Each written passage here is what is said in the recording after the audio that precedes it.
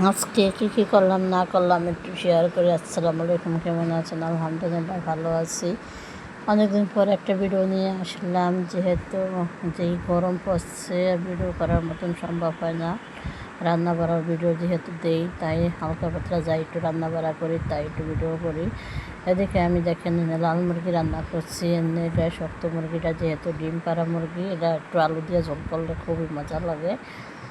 আর এসে পরে আমি রান্নাটা দেখেন কত সুন্দর করে করছে, আর এত মজা লাগছে খাইতে। পরে আবার ওনে ইলিশ মাছ, যার কাছে মাছ আনি উনি ফোন দিয়েছে, বলতেছে না আজকে মাছ নিব না, যেহেতু আছে আপা আসেন, আপনার জন্য দুটা মাছ রেখা দিয়েছি, নিয়ে যান। পরে গেছি, মাছ দুটো আনার পরে মনে হয় না কেটে নিই ঠেকে গেছি, আমার কাছ থেকে 2,000 টাকা রেখা দিল চলার মতো।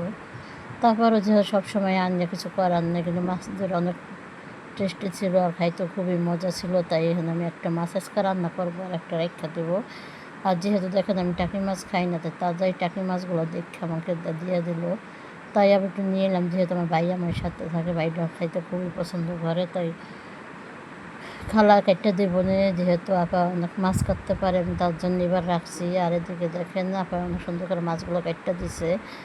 আর তো যেহেতু আজকে দোকানে আমি খাবার দিই নেই, পরের দিন এটা, তাই এখানে মেয়ের জন্য আমি একটু ডাল আর পেঁয়াজে বা ছেলেরা ভাত খায় বা ডিম বোনা করছি। আর এখানে একটা ডিম বোনা করে নিয়ে আমি ছেলেদের খাবার দিয়ে দিছি, মেয়েরও দিয়ে দিছি।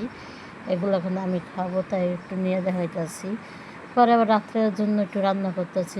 ছেলে যেহেতু ওই যে শক্ত মুরগি রান্না করছি, আগের দিন খাইতে চাই নাই, তাই ছেলের জন্য আবার এখানে একটু বয়লা মুরগি রান্না করতেছি। এটা আমি ভালোভাবে ধুই, একটু গরম পানিতে হালকা করে ধুই। দেওয়ার পরে আবার এভাবে দেখেন আমি কি সুন্দর করে একটা কষাইয়া ভালোভাবে ভাজা ভাজা করে একটু জল দিয়ে দিছি।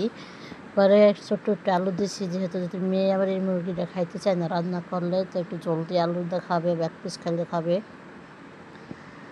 আর এদিকে দেখেন মুরগির রান্না রাত্রে হয়ে গেছে। আর গরমে তো বলতে আছি বারবার, যেহেতু রান্না করতে হয়, সবাই গরম গরম খাইতে অল্প অল্প করে রান্না করে অল্প অল্প করে শেষ করে থাইকে গেলে ফালানো যায়। আর পরের দিন আবার আজকে দোকানে যেহেতু খাবার দিতে হবে, আমি খেয়াল করিনি টাকি মাছগুলো আবার আমার আপায় 2 টুকরা করে হালাইছে, কিছু করার নাই। পরে আবার এটা ভাইজান বোনা করতেছে, চিংড়ি মাছ দিয়ে মিষ্টি কুমড়া রান্না করতেছি। আর এদিকে আবারও কারেন্টের চুলে আমি বোনা তরকারিটা বসাই দিয়েছি, যেহেতু দেরি হয়ে গেছে, গ্যাসও নাই, অল্প অল্প গ্যাস আইতেছে। আর এই মাছগুলো আমি পরে আপায় আবার আইসতে আজকে আমি এত ছোটো করছেন কে, 2 ভাগ করছেন কে, যেহেতু কেউ খাওয়া হয় না। আর দেখেন চিংড়ি মাছটা রান্না হয়ে যেতেছে, আমি এটা একটু কষাই, একটু পানি দেবো বেশি নিয়ে খাবার দিয়ে দিছি। আর এই তরকারিটা রাখছি অল্প করে, যেহেতু দেখি মেয়ে খায়নি, তাও মেয়ে খায়নি, মেয়ে শুধু চিংড়ি মাছের তরকারিটা খাইছে।